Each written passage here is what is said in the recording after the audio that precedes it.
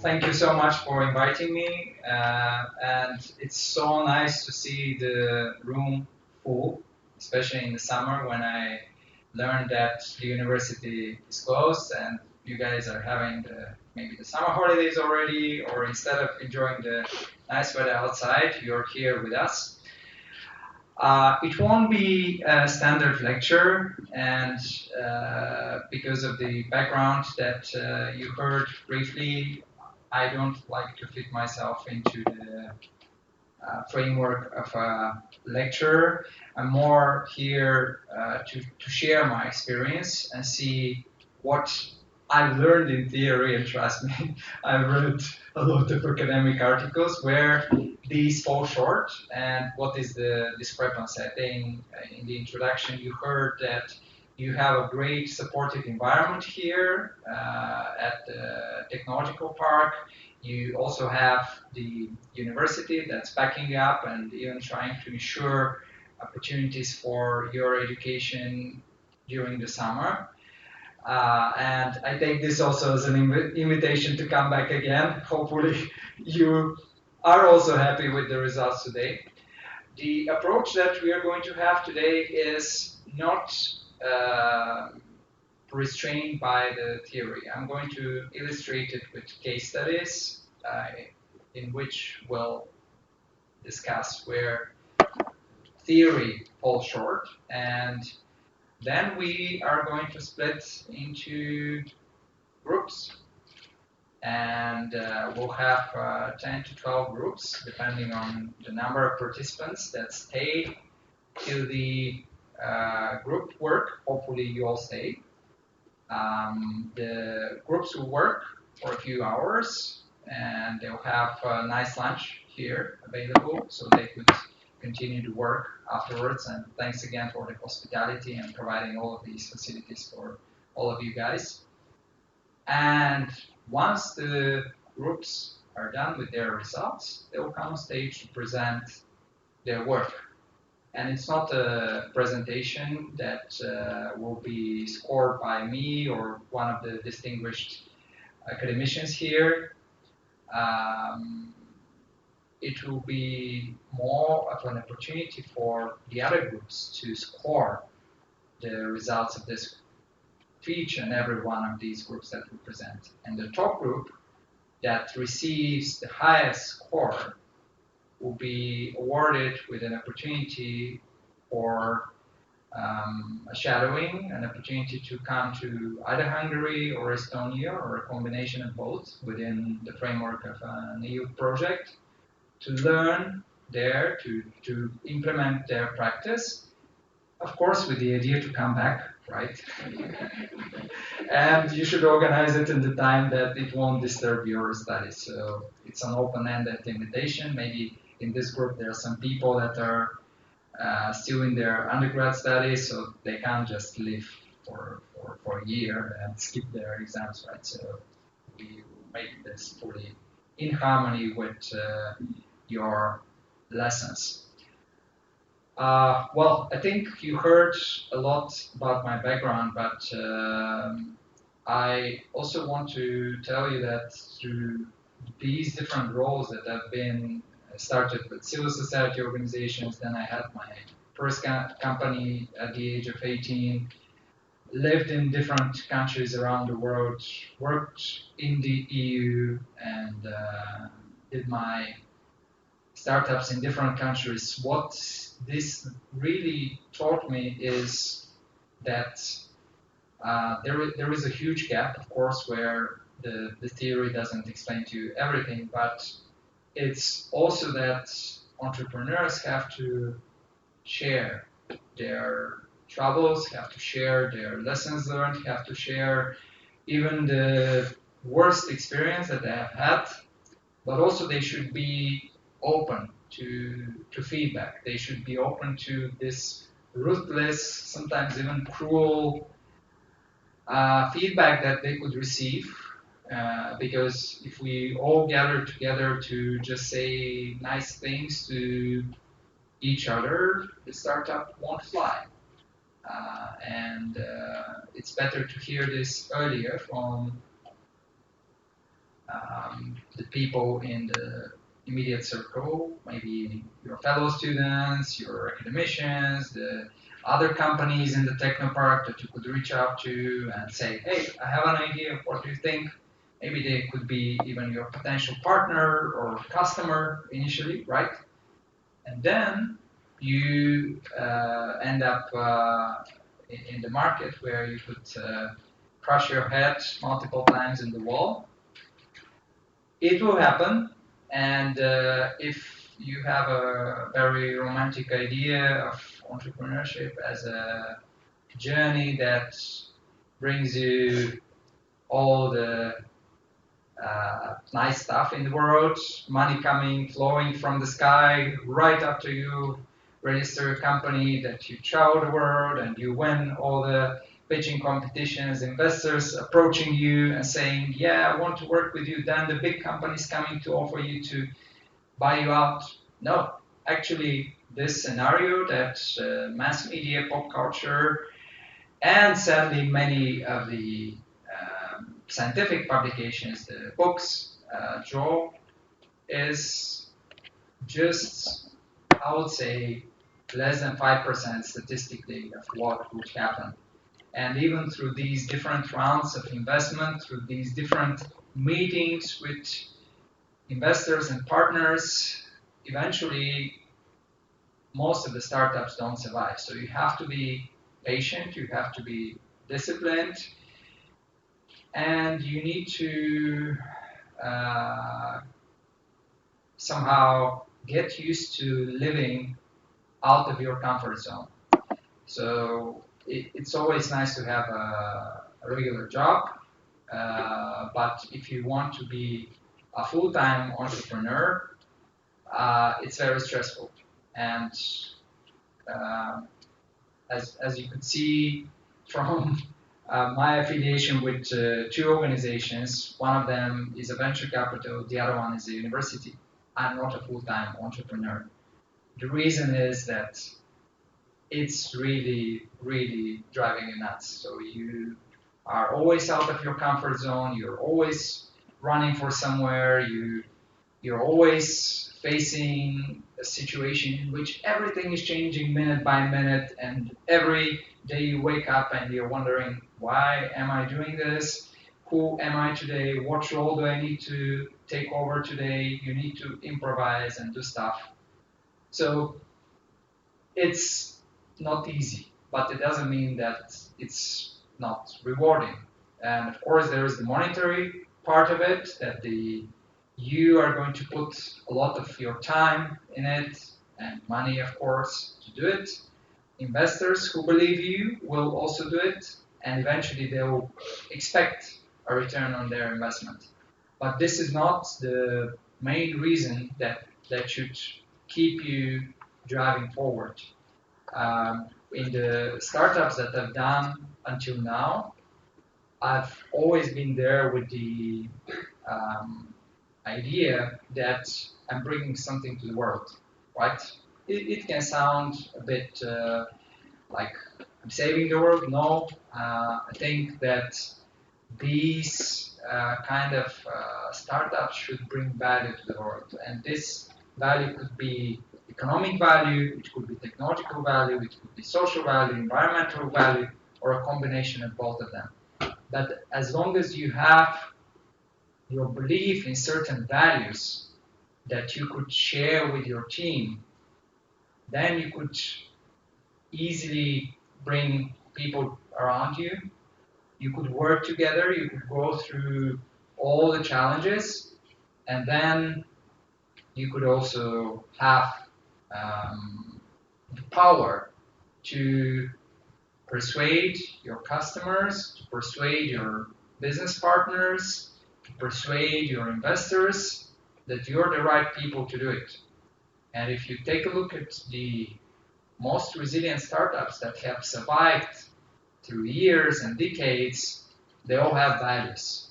They have started small, but they have always believed in certain set of principles that they share within the organization and they promote globally so people could associate with them. and whatever happens, they know that, yeah, we are going to pass through this challenge. I won't be just speaking, I'll be also asking questions. And here comes the first portion of it. Take a look at it, and I'm waiting for your suggestions. How would you define entrepreneurship? Any idea? Anyone in the room? Any clue? What is it all about? Maybe you have some experience. All right. I think it depends on the person. Well, I define entrepreneurship as changing the world. It's about changing the world. Another idea. I'm repeating because we have also recording going on. Don't be shy because I said it's a recording. Someone else? Taking risks, maybe. Taking risks. Great. Back there. Actually, thinking outside the box. All right. Thinking outside of the box. I never did an entrepreneurship course after now. Also, I'm from the science practice, but engineering. They have a little course about it. So I find it like some of us have some ideas, and our brain is working like a machine. We are thinking about something. For example, I'm sorry, I'm taking some time. For simple problems, we are producing some solutions. And for example, for me, I'm thinking that I'm producing new ideas, but they are not make sense. For example, it is like in a space. There is no meaning. Maybe entrepreneurship is an opportunity to define ideas around the person. Yeah. All right, so it's an opportunity to define ideas. Yeah. Right. Great. Last one about this question. You collect the time, money, idea, and hard work, and they transform into objects like rockets, mobile phone. I think that this is combination of all of them. All right, so we are collecting resources and transforming them into something else, is it? Right. Great. We'll see what we could come up with. Maybe there are some common points based on what we hear now, right? See, not so different opinions. The second one, have you heard of the lean startup methodology? Maybe one of you has had their startup. All right. Next one, what is the business model canvas? Question mark is missing there, but it's a question. So who would answer that? Yeah.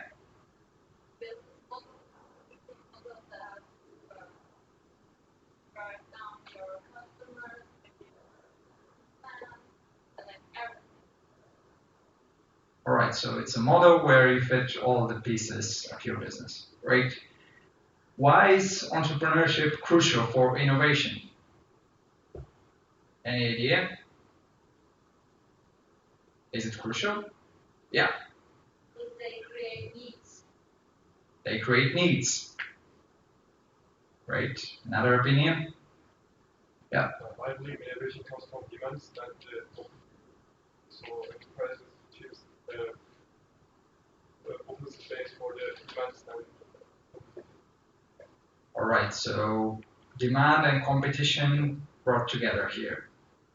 That's the connecting part. And I would say innovation is based on the ideas and things to develop them in imaginary world in ourselves. But entrepreneurship makes it live, and when it fails, the innovation dies, and we should, we do the innovate it, and start to we do all the things.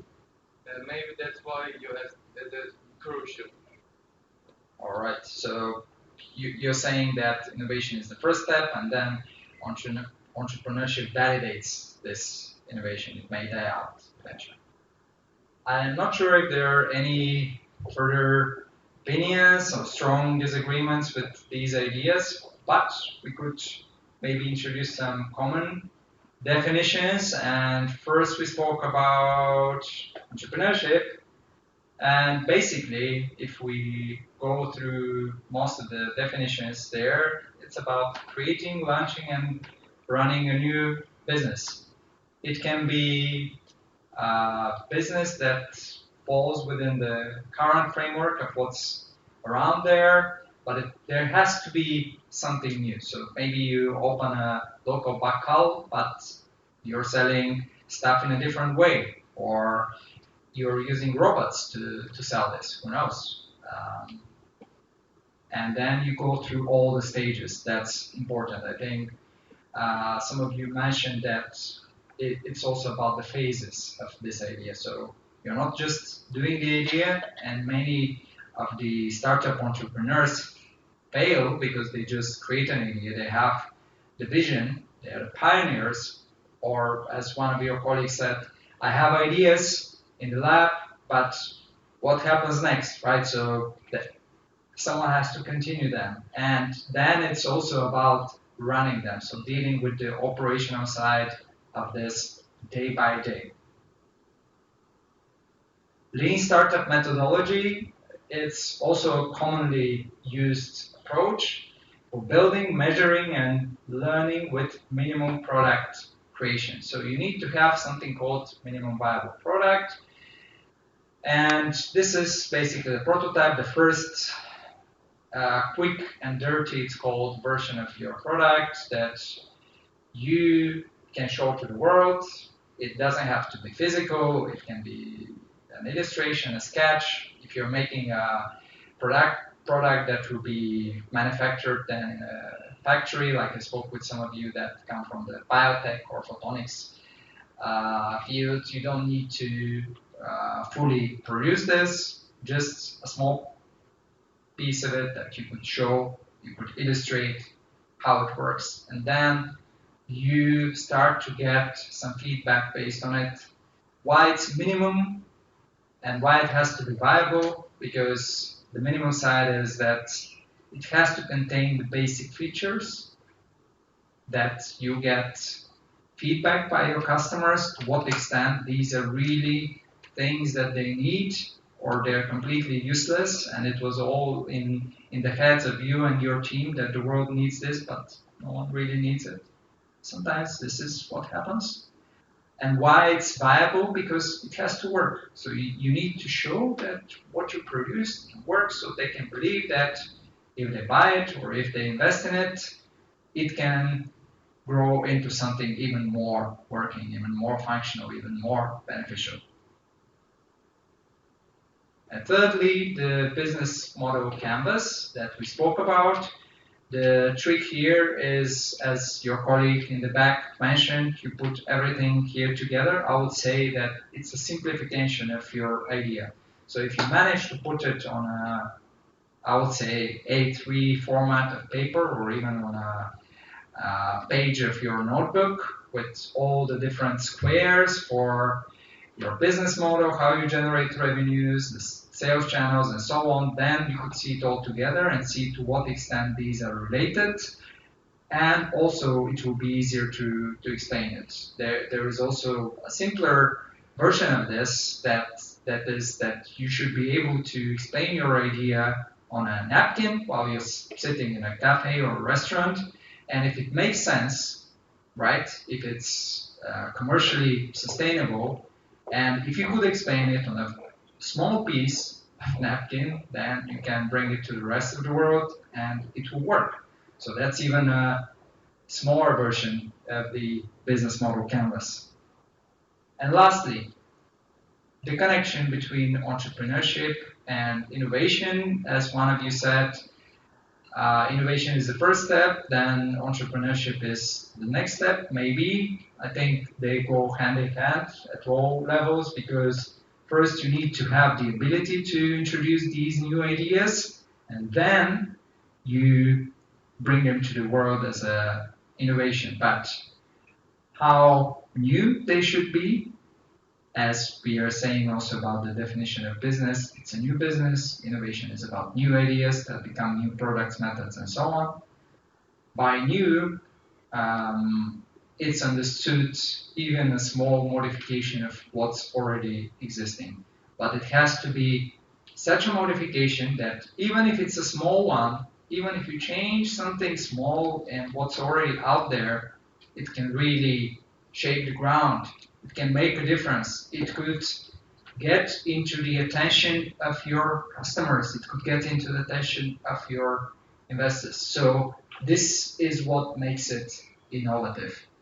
The very small thing that you really feel that, yeah, that's the thing that can change the world. That's what is going to make you rich. If this is your goal of doing the startup, that's what's going to bring you to the market. That's what's going to help you sell all over the world, right?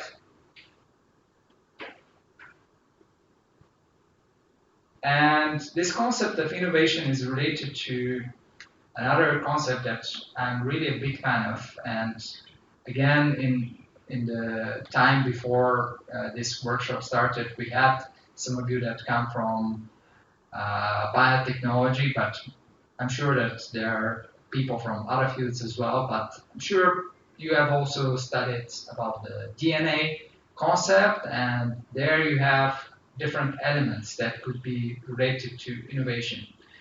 Well, basically, you could see on the screen that the DNA metaphor is applied to innovation. So you need to figure out what combination of the genes, like in the DNA, would make your product stand out. So some of them you could research into your competitors. You could see what's the DNA of their products, what's they're strong about, what's they're bad about, where they're maybe in a shaky situation, and then create your new DNA that would make your product much more successful. And this means that it's a journey that's a lot about trial and error. So you need to try a lot of these new DNA strains. Sorry if I'm using the wrong term in biology, you could correct me, but try different combinations of these genes and then see what makes you unique, see what makes you stand out, validate with the customers how much they could pay for this combination of genes of your product DNA, and then you will know that this is the thing that the world needs. It's not only what you, your team, your friends, what you all thought that would be good to have, but this is what the world needs. So take a look at this metaphor, and whenever you're building something, try to remember it, because it's a very easy way to explain how to build your product. And I'm really a big fan of it. I've used it in my own startup journeys, and it really works nice, because when you sit down and you note your competitors, then you take a closer look into their products, you start to study them, you even start to see the complaints about their products. For example, if it's a mobile phone app or a game, you could see the comments in the App Store, even the worst ones and the best ones, what makes the customers happiest about this product, what makes them the saddest about this product, and then try to analyze in between what you could do better, right? But much better, what you could do unique, and then go to your customers and say, hey, I have this combination of features. How much would you pay for it? And ideally, and I'll keep repeating this today and hopefully next time you meet me, they should not just say, I would possibly pay one day the amount of, I don't know, 50 dirham. They should even commit to it, and you should find them the moment that you have the minimum viable product ready in your hands, this quick and dirty prototype, and say, hey, where's my 50 dirham? Right? So once you get the money, then it means it really works. And it shouldn't be just from one of these clients. It should be from a series of clients that persuade you that this thing could fly, that it's going to be successful.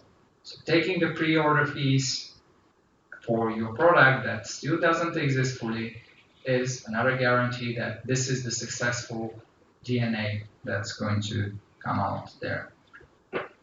And today we're going to have a lot of case studies before we go into the groups. And I'll give you also a hint that each of the groups will, by virtue of destiny, choose its own path and take a deeper look into each of these case studies.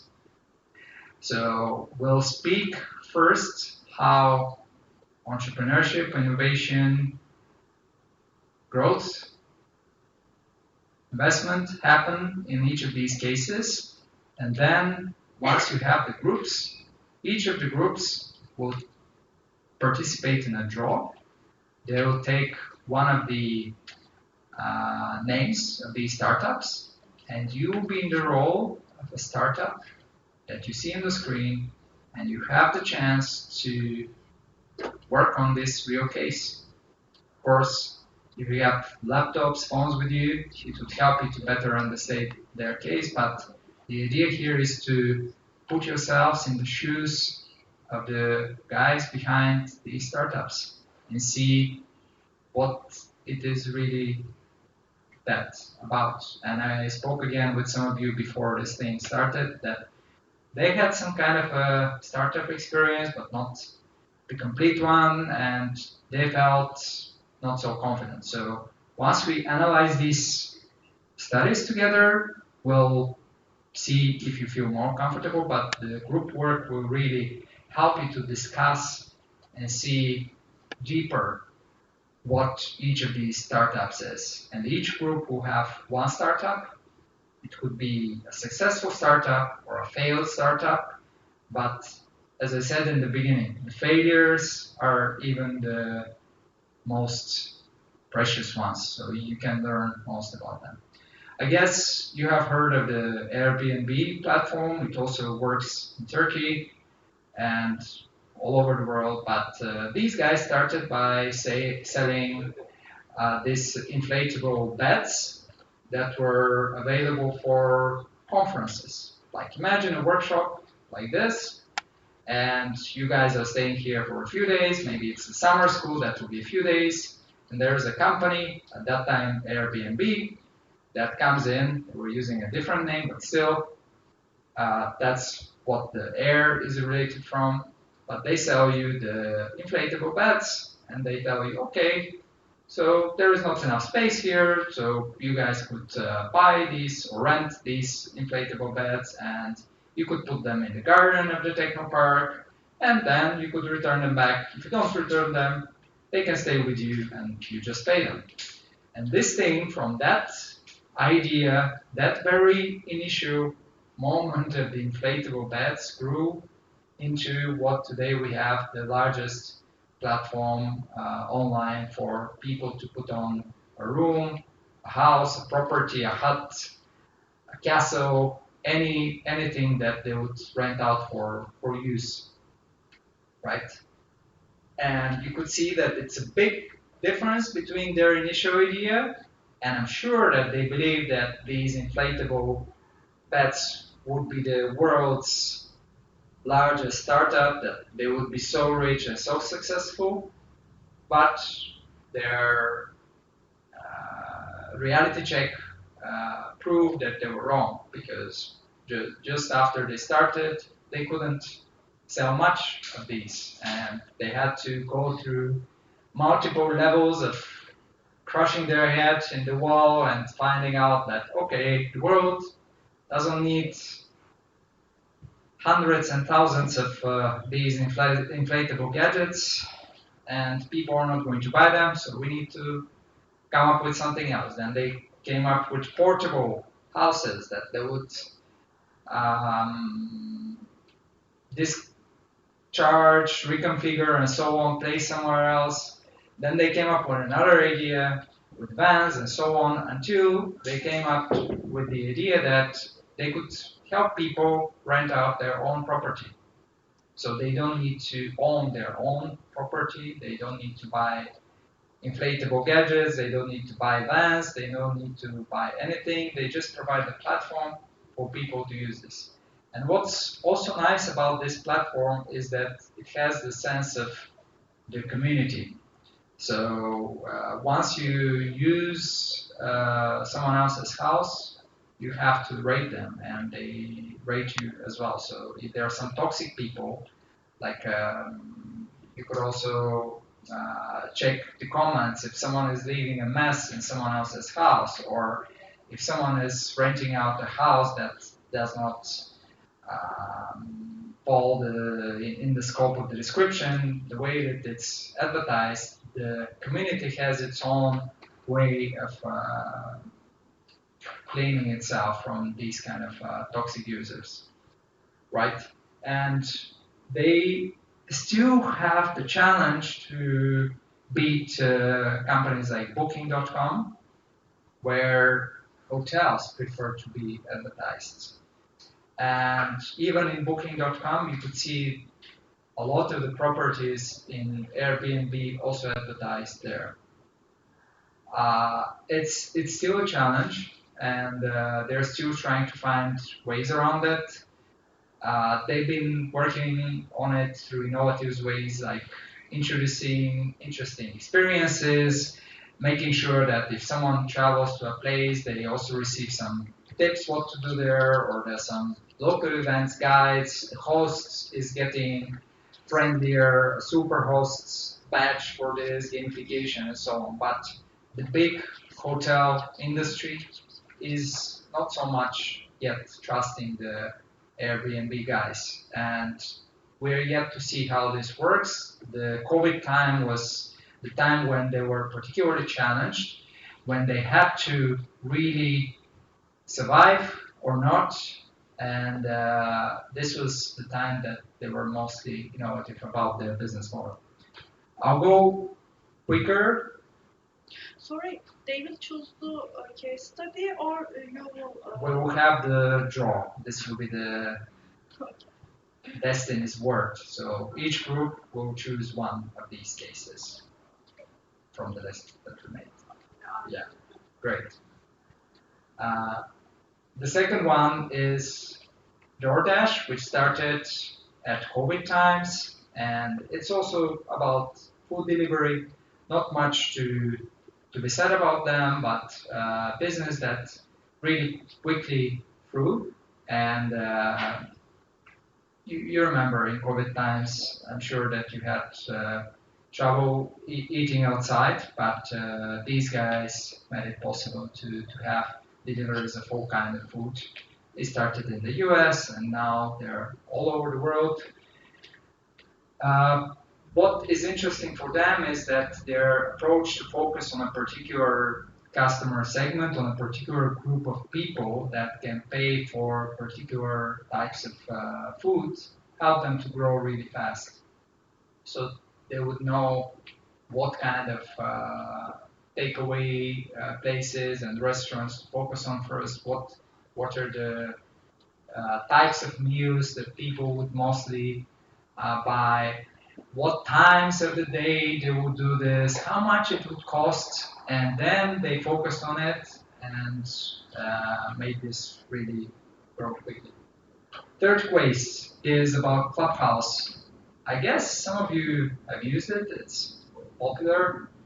So if you're on Clubhouse, you most likely know what it is. But even if you're not and you use social media, please follow the university's training department accounts to get informed about all the events that are happening there.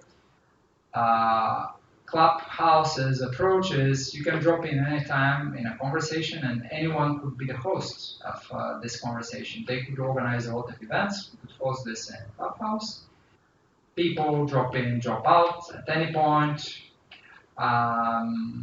It started with this elite or exclusive opportunity to be enrolled only if you get an invitation, right? So it gave this sense of value, that they value their customer, and this was how they grew so fast.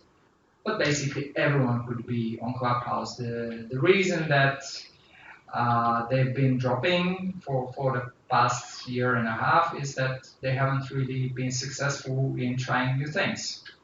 So the latest events that have been organized there, it's more like a big place where people speak, and you could, of course, join and learn new stuff and host your own thing there. But when people do not take the leadership in this platform and more users step out, and there are not so many hosts of these Clubhouse programs, then it's difficult to scale this up and just leave it to the random flow of the conversation. The next one is about Robinhood. Maybe you guys also do your personal financing through apps like this, but if you use it, you could invest in a lot of products from the primary and secondary market of publicly stock shares. You could use a lot of these trade instruments. I'm not sure how many of you are familiar there, but this started by a guy who was yet in the last years of his school, and then grew up into global company. So Robinhood, with the idea to make all of this online trading in investment very easy and accessible to all, is how they grew up very easily. And of course, the name, the brand also helped them to do that. The next one with Zoom, like DoorDash, it got a boost thanks to the COVID times, but before COVID times, their focus was to sell Zoom to individual clients.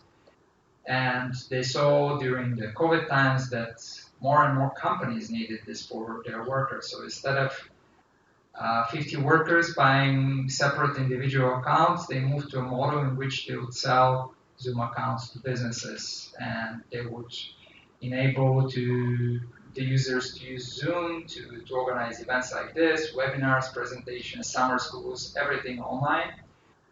They've been investing heavily into making this infrastructure work even better. So adding background options, voice canceling in the back, improving the connection stability, and so on. And they're already one of the multi-million startups around the world. The next one is SpaceX, which made a revolution in the commercialization of the space. Until then, it was public organizations, governments, mostly out there, and of course some suppliers that these governments chose. But since Elon Musk and his team decided to make travel to the space commercially available, and all the operations in space also commercially available, it's allowing for other companies to get more courageous, I would say, to follow this trade and get in the space. So what's really interesting for them is that it's a very conservative field, space, where it was mostly governments. They're making this commercial, they're changing the way that things work, and they're making, through this very simple step, also the whole field accessible to a lot of other companies. And you may wonder why they would be interested to have competitors, other companies that are privately out there, because once they got the agreement to be in space, the whole mechanism to allow other private companies to be in the space is already created. So do you guys have a guess why Elon Musk and his team wouldn't be afraid of competitors. Why? They would actually welcome a lot of other private companies like SpaceX to be out there in the space. Any clue? Yeah. More marketplace for Great. That's one of the explanations. Another one, you can think of the background of this company, US based, US investors, US regulation. Anything else that comes to your mind? It's a hint. Well, they believe in the invisible hand of the free market and the competition forces that are going to help them get better. So the more competitors of SpaceX that are out there, the more private competition out there, the more that they will be agile, the more that they can innovate, the more value they can bring, which eventually would mean that they have higher chances to be more successful. So if it's only SpaceX and a bunch of governments around the world in the space, their growth will be limited. They won't grow as much as they want, and they won't have anyone to compare themselves with. Also, what you said was right. The interest of investors would be more limited. But now that it's SpaceX and an increasing number of private companies, there is more money in it from the investor side, but also more healthy competition. So this really makes them challenge themselves every day to be better than the others. The seventh example, Stripe, is for online transactions that make this seamless and easy from all over the world. And you know, this fintech field is really growing fast. It's two brothers from Ireland that started this, and they moved to the US because their investor demanded them to relocate and do their business there. But slowly they have extended their startup into a number of other fields that are related to not only the daily transactions of a business, but also to other services like incorporating a company in Delaware, which is what most of the entrepreneurs from outside the US choose in order to access the American market. They will incorporate in Delaware. And these guys offer this along with a bunch of other side services that they validated, they proved with their customers that they needed. And by validation, once again, we mean we ask them, we show them a combination of these features, the product DNA, we ask them how much they would pay for it, and we collected prepayment, right? So that's the way these guys did it before they introduced these new features to all of their clients. The next one, this is Palantir with the big data analytics, and this is a growing business, and there have been many more companies afterwards that get access to any kind of data. They're sector agnostic. They could work with data from manufacturing or from cosmetics, from fashion, and then try to help these companies come up with some trends, come up with some really interesting insights that they haven't really noticed, so they could improve their business. Snowflake, it's about cloud computing, and many of you may know that there is not enough power on our own devices, on the laptops, on the desktop computers that we have, but if we use the cloud system, this could make it faster for us to process data, to store data, to make it accessible all over the world. And the limitations of Snowflake to grow are also related to the limitations of ChatGPT, Bing, and this kind of last generation artificial intelligence to grow because of the limitations to build enough of these cloud warehouses. It's really slowing down the process. It's also the dilemma whether we need so many of these warehouses, whether these kind of solutions have to be used for anything. So should we give them input to decide on small daily things that we wonder about, or should we really think critically about this, or should we give them bigger, more complex problems to solve? And this is also how we could improve their efficiency. The next one goes for Unity. You heard in the beginning that the Technopark has a gaming program, and I guess some of you are either gamers or one day you dream to have your gaming company. Anyone like this in the room?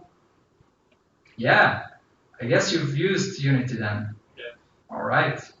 So what do you know about it? What's good about it? Unity has own architecture Yeah. in developing game software.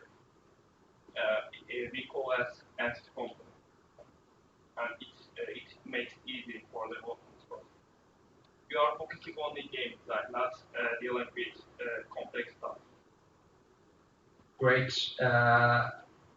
I think you used some of the terms that maybe not everyone is familiar with, but I think the last part of your answer was it's really easy to use. So you don't need to be a fully professional coder. As long as you have the idea for the game and a team for it, you could do it with Unity.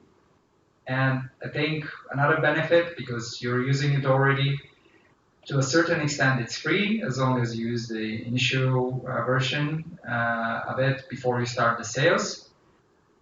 And okay, the school version. Right, great.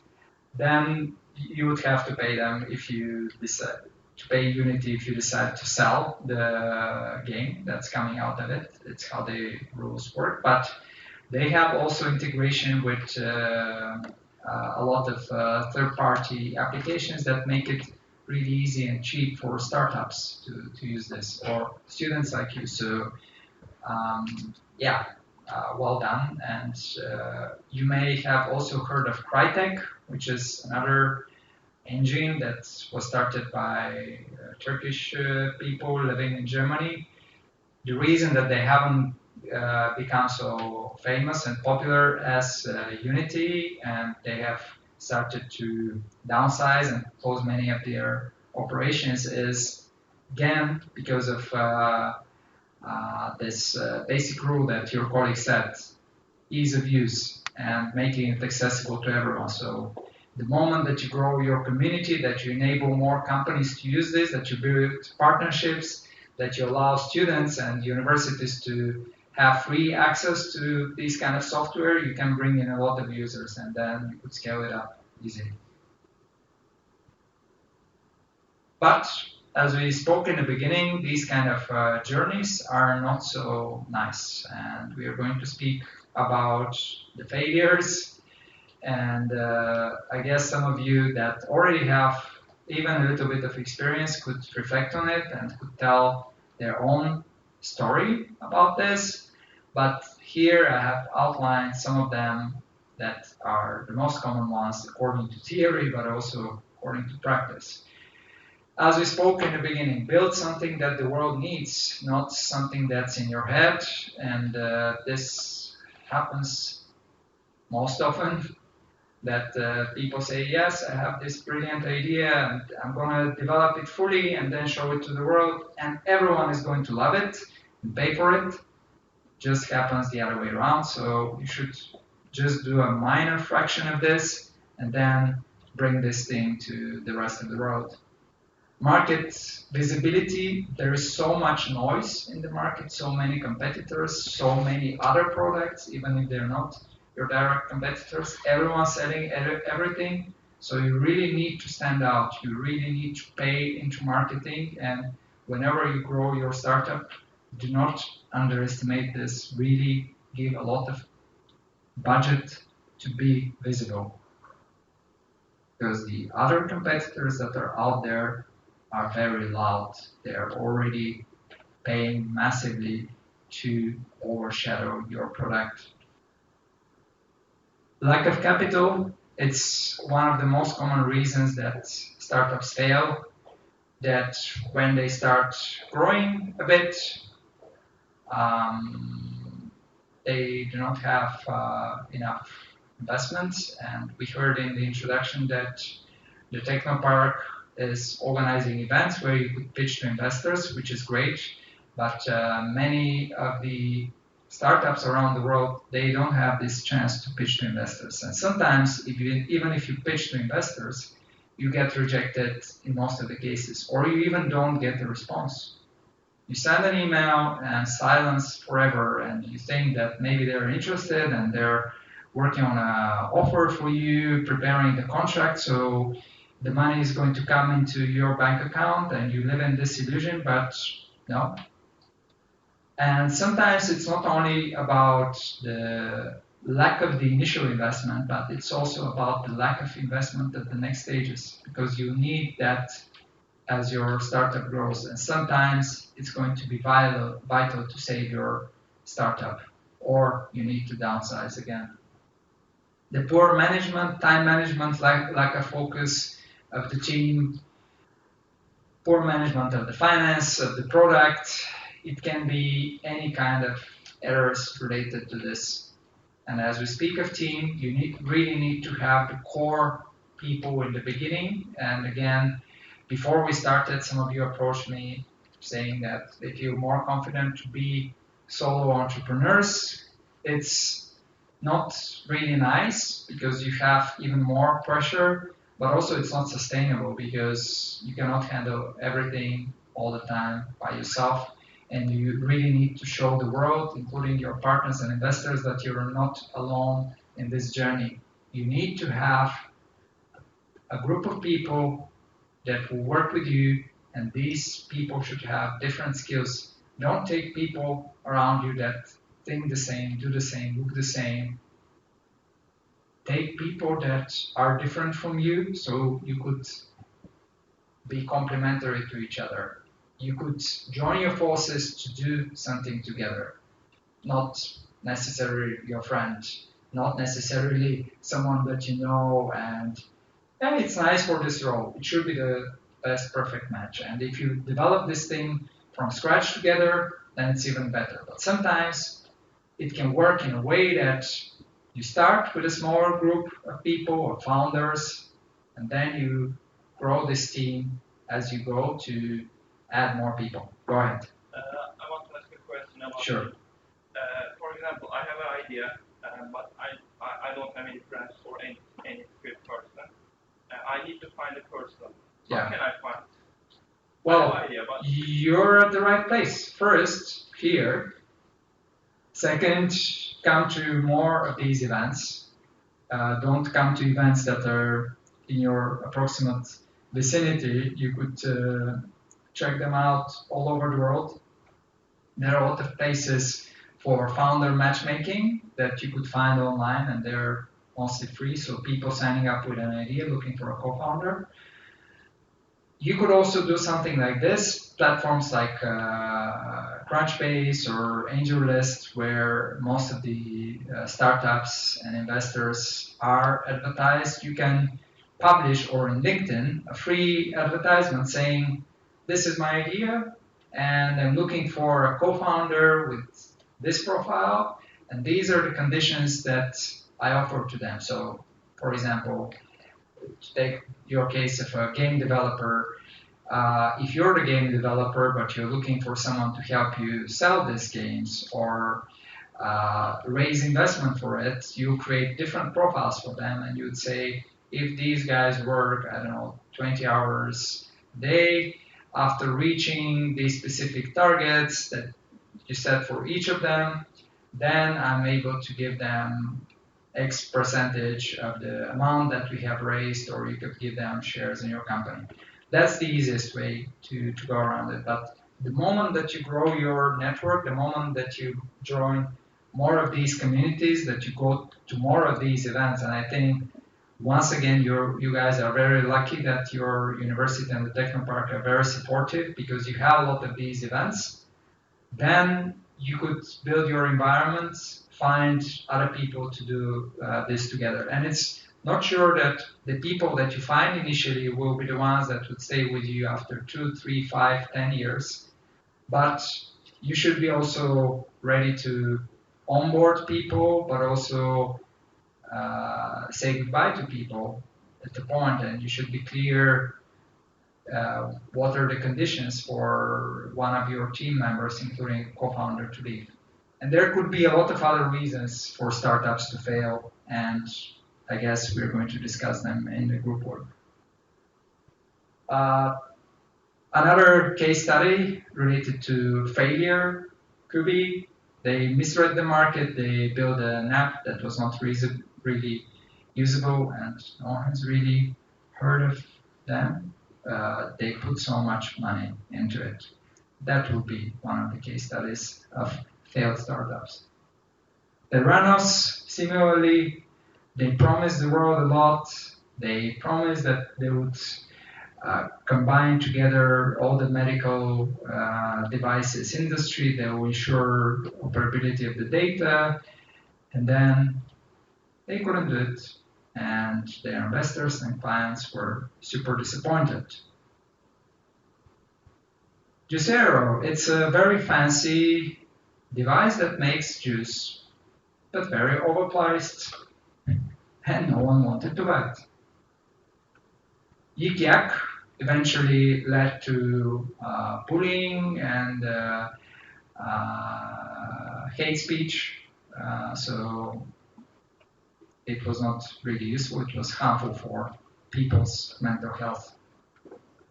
Pebble, they were really innovative in doing smartwatches, but they really established brands in this, most of them related to the mobile device producers, so they couldn't really outplace them, and they did not make any strategic alliances with any of these big mobile phone producers to ensure that their smartphones could be sold together, their watches could be sold together with the smartphones.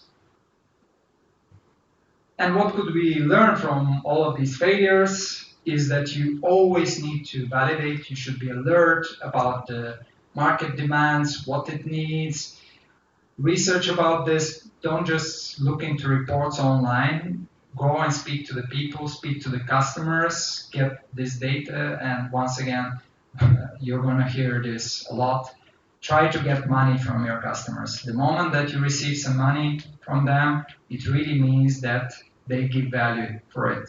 If they don't pay for it, if they just say, yeah, I like it, and this is maybe the price, it's no guarantee that they will eventually pay it. And you need to invest a lot, you need a lot of money to put this product to the market. So you really need to make sure that this thing works. You need to make this business model successful using the canvas or really having an idea how you could grow this from the level that you are to the next one. You need to be ethical in this. The moment that you break the rules of the market, you're going to be out, and investors, clients, your team is going to hate you. So be ethical and have also your values well branded, well explained on all of your communication materials.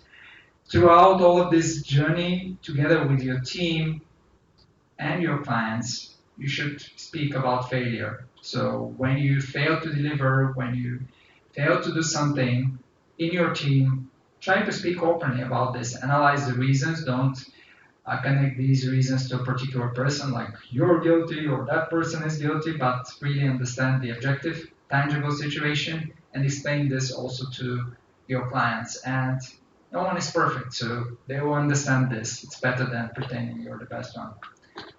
Again, the prepaid money that you should always look for before you get to the market. And once you introduce a new feature, also try to take prepaid orders for that.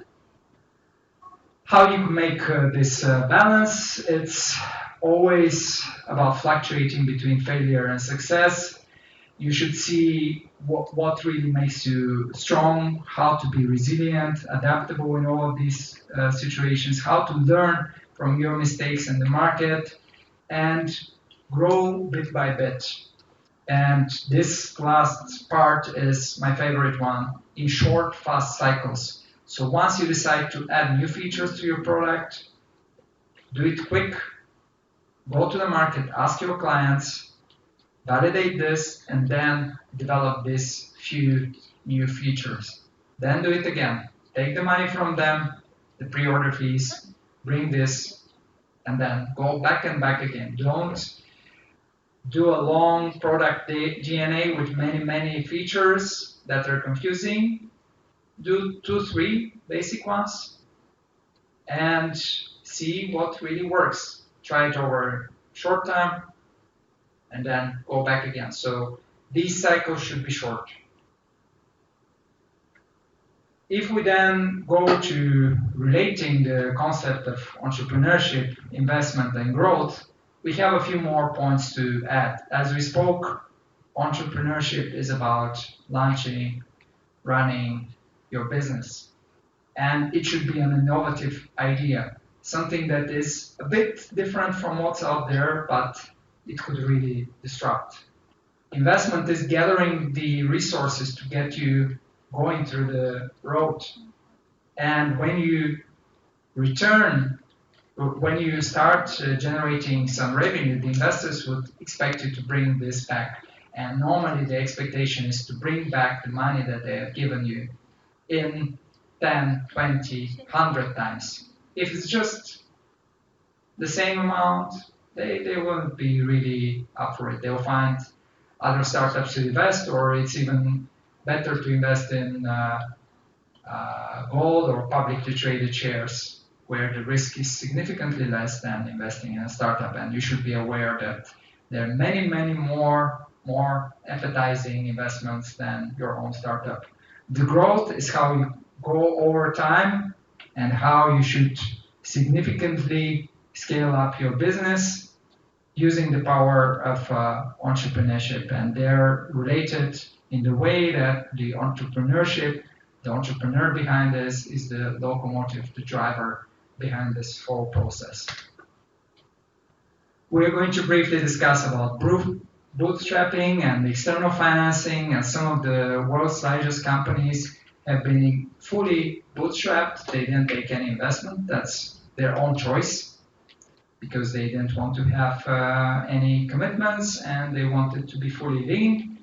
And taking external financing, when you take investors, they're part of your team and they have a strong say. And in some cases, they can have even non-ordinary or exclusive rights over some decisions that are made in your company.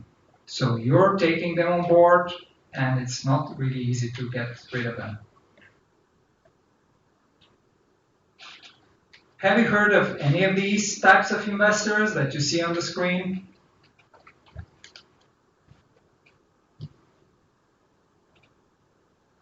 Anyone dealt with them? Yeah? All right. Have you met an angel investor? Actually, you met me before we started. So I'm an angel investor myself, and I'm also part of a venture capital firm. The difference here is that when you're a business angel, you stand up by an investor, by an investment, by a startup with your own personality, with your belief. You say that I, Rosen DIMOV or Ahmet Mehmet, I believe in this thing and I'm going to defend this. I'm going to promote it to the rest of the world. And you go around the world and you gather other investors to finance this thing together with you. But it's really the personality. And when you have a business angel, you're more personally related to this startup. So you can network more, you could mentor them more, you could have closer contact with them. I like this part as well. But sometimes the amounts that business angels could give to a startup and other business angels that they bring around can give are small. They're peanuts, because normally it's a few €1,000, but the startup needs €500,000. And then the business angel investment is not enough. Then you should reach out to the bigger ones that are the venture capital firms, and there you have not only individuals but also bigger industries that put on a lot of money, and the amount of the investment is much higher. In my opinion, it should be a balance of business angels and investors, and it depends also on the level of development of the startup that you are at to be able to reach out to the right investor. In the very early stages, before you validate your idea, when you have this quick and dirty prototype, it's best to go to the business angel because they could be also your mentor, they could do a lot of introductions for you. And you don't need so much money. That's the real truth. And once you show some results, once you show that this thing that you made is really needed in the world, that you have some money from pre-orders, that someone is already paying for your product, you're having some traction, your business angel should be the one that should say, hey, Ahmet, hey, Mehmet, hey, Ayşe, Gamze, come, now we should go to the bigger investors that can give you €500,000 because in order to continue, you need more money. And the business angel should be the one that really believes in your idea and should say, I invested in this thing at the first stage, so now you guys go for the next stage. And if you take a look at the investments in Google, Facebook, Uber, all of these big multi-billion companies, for every investment round they made, they still have more or less the same investors together with a lot of other investors, because the same club should be out there, the same individual should be out there promoting the idea to others, going around and saying, I believe in this, I gave my own money in it at the first stage, I'm still with these guys throughout the years. Yeah, some things were wrong, they made some mistakes, but overall it's going on well. And this is also about building trust in investors. If your main investor is not with you throughout the years, it won't work, they won't be happy. And it would mean that your own investor doesn't trust in you. So try to build up this relation, and before you take an investment, especially if it's the early one, because then you have more professional investors to help you with, try to really test how this relationship with the investor works. What I say to the startups that we help in our venture capital fund is, guys, go meet with this investor, spend some time, go for a meal, go for hiking, go for some extreme activity, paintball, whatever, but see how this investor reacts in unexpected situations. Spend some time with them to really know them before you take their money, because the money comes with certain strings attached to it, with some responsibilities. We can then speak about the equity. This is the ownership, the shares that you have in the startup, with the valuation that you really need to understand how much the startup is worth at a certain point, and ideally over time it should grow much more in terms of its valuation, so it's more attractive, and the investment will be related to your valuation and the opportunity to scale. And the illusion, when you add new investors to your cap table, then you need to open up space for them to get new shares. You need to figure out what is the best time to take an investment. Can you hold a little bit more to take better results from the market that will put you in better standing against the investors? Or do you desperately need an investment? I've been in situations when startups have been calling me during the weekend and saying, we urgently need to meet, let's have a call, and so on. And I know we're raising several million, but now we're in this bridge round, they call it, like intermediary financing, and we need €50,000 by tomorrow. And well, our cap table is a mess, but I could sell you my own shares, blah, blah, blah. And it's a mess because you really understand that they are desperate. So if this startup is desperate, most likely it's not gonna win, right? So even if things are not moving so well, don't approach your investors in a way to show them that without your money, you're gonna collapse right away, right? So the startup should have a backup plan if the investment doesn't come. The trade-offs to mention is whenever you get a new investor, you also have to live up with their power, what they want from you, how they behave, and also with their affiliation. Some of them may have political affiliation, industrial affiliation, they may be very famous for some particular sports, or I don't know, they have nasty comments in social media, so you need to be aware of these compromises that you have. And also, your investors should make a compromise with each other. So it doesn't mean that if you received several commitments from different investors, that they're all going to give this money. You need to put them together and see that they really want to work together to give you the total amount together, because you meet with them one by one. Then it's all about scaling up, taking the steps to go up. At every stage, you should have very clear goals, you should quantify them, and you should know at what stage you can reach out for investment. And wherever you go for investment, you should have attraction. You should show the numbers that you sales growth, that you have more users, that things are going in a certain exponential way towards the positive, and that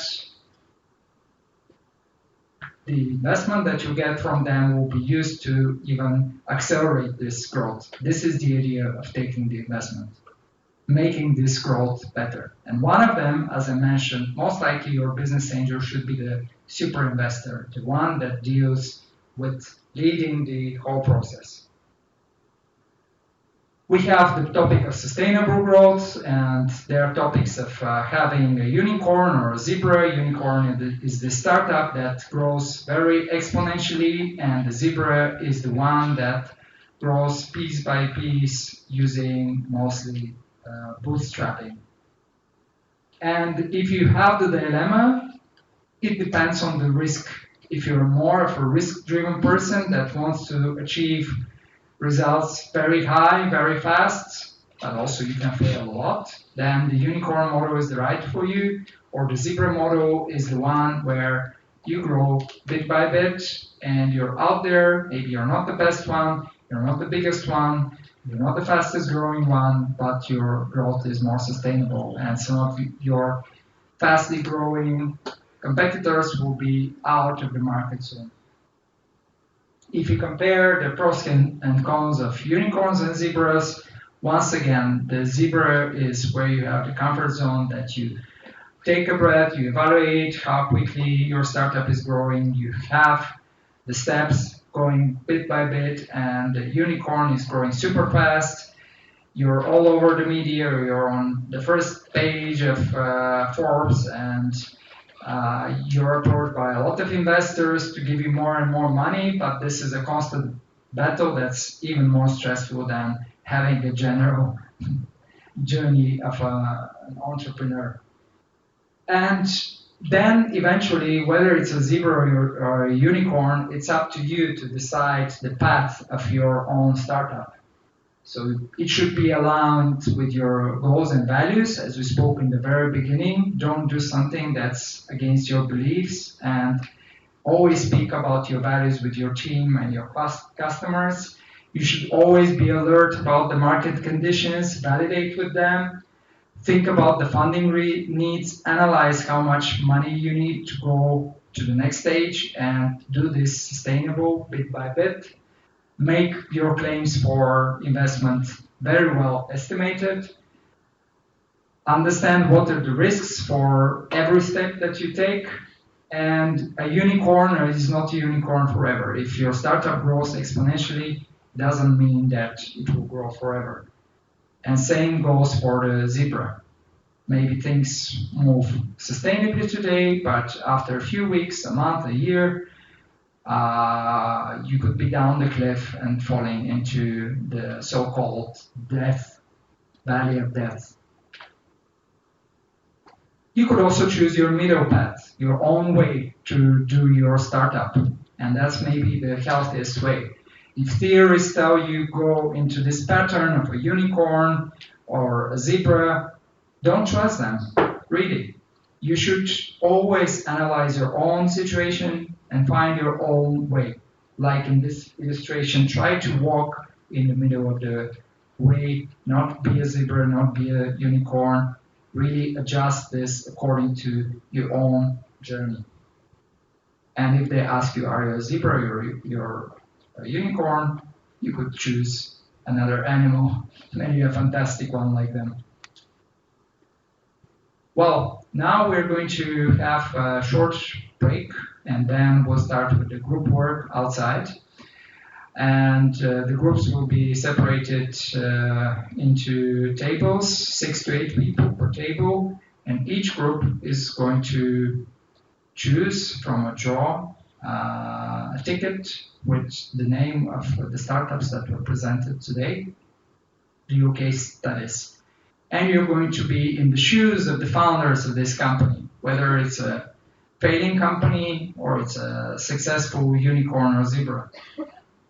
These are the questions to prepare answers for. You have several hours, including the lunch break, to work on these, and you're free to choose the way to present them. You can present them using the screen. You could have the A3 sheets and papers that the hosts here are going to give you. You could make a play, a song, or some other way to express your own ideas. But think what kind of entrepreneur you are and your team, your values. How will you fund your startup?